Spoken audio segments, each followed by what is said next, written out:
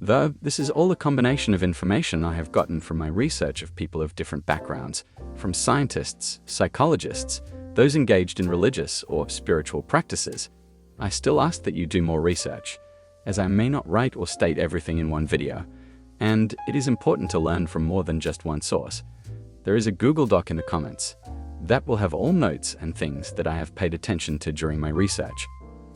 When a person tells you to use your brain, they might actually mean to use your mind. The main thing I got from my research is how powerful the subconscious mind is on its own, but also how even more powerful it can become when in unison with the conscious mind. First off, the difference between the brain and the mind is, the brain is the physical organ and the mind is the metaphysical program. The brain is like the hardware of a computer, the monitor, the mouse, things you can touch and feel. The mind is the software of a computer, the operating system that gathers, holds, and manages information. Even though you can't touch it, you know it's there. Now, what is the conscious and subconscious mind? The conscious mind creates an awareness of an environment, self, beliefs, anything that makes you aware or helps you recognize your existence. It is the thoughts you may hear most. Its main concern or desire is to actively do things. The conscious mind doesn't have a lot of storage space, so it immediately downloads information into the subconscious, which has an abundance of storage. This means that the information is saved and has a possibility of being accessed. This allows the conscious mind to keep learning new things. Now, the subconscious mind represents 90 to 95% of our behavior. The subconscious mind is like a sponge, absorbing information at all times, and when it is not receiving or absorbing 1 trillion bits of data every second, it creates based on the past routines, what you're familiar with. Familiarity forms your subconscious. Familiarity creates the views you have. Our subconscious will have us gravitate towards familiarity. This can be either a positive or negative thing. This will be based on the environment and experiences you grew up with. So, side note, I would suggest that you create a sense of familiarity with what you desire. Create a connection or a comfort in the new, since your subconscious will create using familiarity. Watch videos, read books, imagine a life, and become familiar with your new reality. If you were to create a balance or flow in the way you think consciously and allow it to move your subconscious, you can learn to master a state of receptivity. The behaviors or the consistent routines we create can change our brain. If we change/practice having a mind in a consistent flow state, we can subconsciously develop with ease. The way we program and the code ethics that are developed in our subconscious can be more than just past perceptions, but proper future solutions.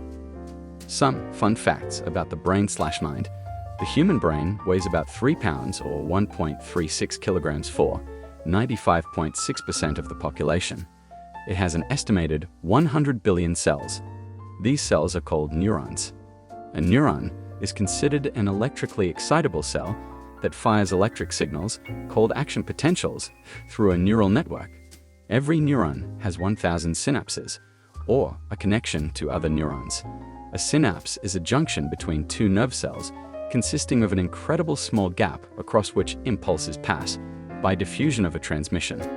The human brain has an estimated processing power of 1 exaflop. The human brain operates on 20 watts of energy. A brain neuron can fire, not fire, inhibit, fire in sync, and fire in a dynamic pattern, providing a wide variety of possible permutations. Permutations are often major fundamental changes based primarily on the rearrangement of existent elements. And with those facts about how brilliant the mind is, I believe it's time I bring up subliminals and how it can enhance and work with its brilliance. A subliminal message is any sensory stimuli below an individual's consciousness perception. Subliminal messaging are any displayed words or stimuli displayed for a very short amount of time, usually 3/100ths of a second, 30 milliseconds. It is enough time to be seen and understood by the subconscious mind, but not recognized by the conscious mind. Every video you watch activates your mind subliminally.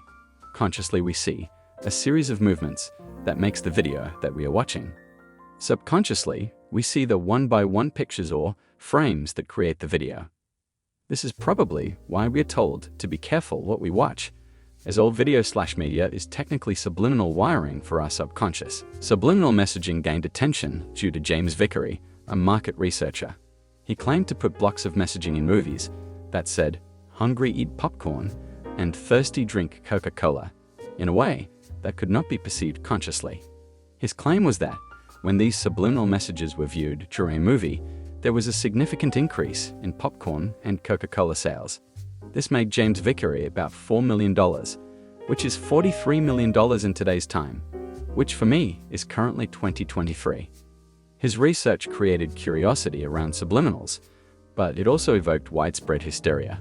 During the Cold War, people became incredibly worried that Russia would hack into the news, radio stations, and televisions with the intentions of adding in subliminal messaging like "harm the president." Due to this fear, the FCC, Federal Communications Commission, would formally investigate any cases of subliminal marketing or messages.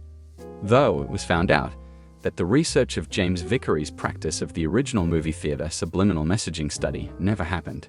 Some attempted the same exact studies, but never found any results using the James Vickery method. A study in 2002 by Strahan Spencer and Zana changed some perceptions on subliminals. They ran a study related to thirst, trying to see if watching subliminal messaging could make someone thirstier or more likely to buy drinks. Basically, they had participants come in and watch subliminal messaging with words like thirsty, arid, dry, parched. Anything that would make you more likely to need a glass of water. The participants didn't know that they were being exposed to these words. They were asked to stare at a dot on a screen. After the test, they took a mood survey, and on the survey there were questions that asked about their thirst. And as a thank you, the participants were gifted/offered a cold glass of Kool-Aid. The people that conducted the study made sure to measure it per milliliter to see how much the participants drank. There wasn't much effect from this test. But in another version of this study, they asked the participants not to drink anything and participate in the study thirsty. And they found that when participants came in thirsty, the subliminals worked incredibly well. This caused them to drink way more Kool-Aid than the previous version of the study. Subliminal messages can't exactly create drives, emotions, motivations, beliefs. But if people already have an emotion, drive, or desire, subliminals can enhance and/or exaggerate those emotions. In a study by Greenwald, participants were given tapes claiming to improve memory or self-esteem. Unknown to the participants, half of them were purposely given the wrong tape. After 5 weeks of use, those who thought they were listening to the self-esteem tape, and vice versa, thought they experienced vast improvements. They either felt more confident or believed their memory improved. Though after a test was run, there were no significant improvements of self-esteem or memory. Subliminals can't make you do something you don't want to do. The subconscious computer is the most powerful part of who you are. So, no negative subliminal stimuli or affirmations can affect you. Only if you have prior beliefs related to negative ideologies and/or motivation would a quote-unquote evil subliminal maker affect you. So, when it is claimed that you got negative results or negative experiences from a subliminal, in your mind you might have already believed that the subliminal would give you negative effects.